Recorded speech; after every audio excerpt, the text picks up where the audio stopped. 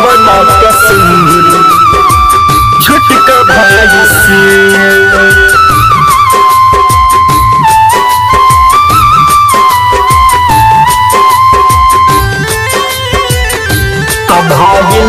कौन कसूर तोहरा छोटका भाई से। बचपन से रहली हो भैया तीनों भाई साथ में, होखते से आन कैला लगे तू बात के। बचपन से रहली हो भैया तीनों भाई साथ में, होखते से आन कैला लगे तू बात के। सबके होला बोला चाले तनका भाई भाई में, सबके होला बोला चाले तनका भाई भाई में। तब भइल कौन कसूर तोहरा छोटका भाई से। तब भइल कौन कसूर तोहरा छोटका भाई से। Music by Aditya. कौन कसूर छोटका भाई से। रिकॉर्डिंग बाय निराला निगम फिल्म्स। तब कौन कसूर तोहरा छोटका भाई से। हम तो हैदराबाद गईली खूब मेहनत कैली, हम रुपया कमा के गो कैसे गईली।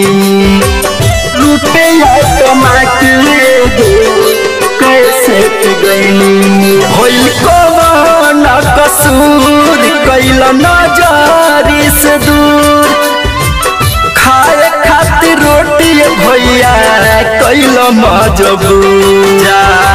खुश रही हो भाई तू हमरा रोआई के जा, खुश रही हो भाई तू हमरा रोआई के। तब भइल कौन कसूर तोहरा छोटका भाई से। तब भइल कौन कसूर तोहरा छोटका भाई से। Music by Aditya.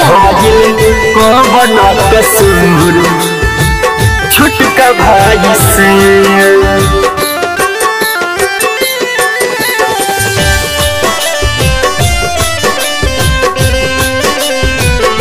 कौन कसूर तोहरा छोटका भाई से। जब माई मर गईलस लोग के कुछ न बुझैलस, हम रहे गम में उ लोग खुशियाँ मनैलस। हम रहे गम में उ लोग खुशियाँ मनैलस। सब कैले एक पेट हमसे भइले मतभेद, दिहले घर से निकल के कपड़ा रोडबा पे। दिहल तू धोखा भाई मौका पाई के, तू दिहल तू धोखा भाई मौका पाई के। तब भइल कौन कसूर तोहरा छोटका भाई से। तब भइल कौन कसूर तोहरा छोटका भाई से। Music by Aditya. कौन कसूर छोटका भाई से।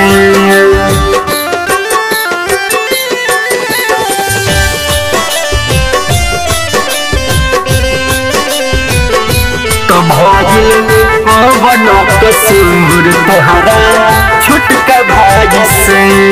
सुन संतोष पहलाद तोहर नई खेवकार, झूठ खाली करेला हमरा से बात।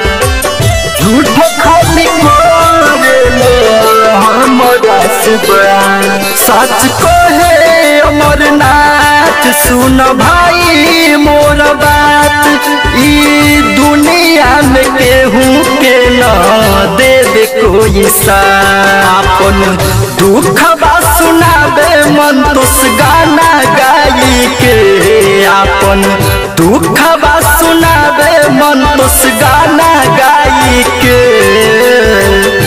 तो भइल कौन कसूर तोहरा छोटका भाई से, तो भइल कौन कसूर तोहरा छोटका भाई से।